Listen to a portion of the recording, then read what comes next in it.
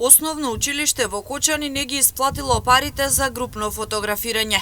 Именно на крајот на минатата учебна година Александар Ѓорѓиев, фотографот кој почина во дискотеката Пулс во Кочани, ги фотографирал учениците од основното училиште Никола Карев во Кочани.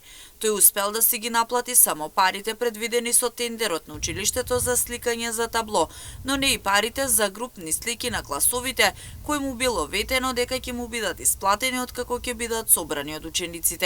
Сега наплатата на долгото станува во наследство на неговото семејство. Тие бараат средствата кои треба да бидат исплатени од страна на училиштето да се донираат преку Супорт Кочани на некои од семејствата на настраданите од пожарот во дискотеката. За вака настанатата ситуација демант пристигна и од директорот на училиштето Александар Андов. Како што вели тој, целата обврска кон Александар е исполнета и парите се исплатени. Ние како училиште, односно училишниот одбор, имаме донесена одлука за фотографирање како најниска добиена понуда со фото Ѓорѓиев, во која бараме да се изработат слики и табло за учениците од 9-то одделение. За таа добиена услуга во целост е исплатена обврската што ја имаме кон фото Ѓорѓиев. На крајот од учебната година за сликање на некои паралелки поединечни слики на учениците. Тоа не е побарано од нас како училиште, сигурно станува збор за усмен договор.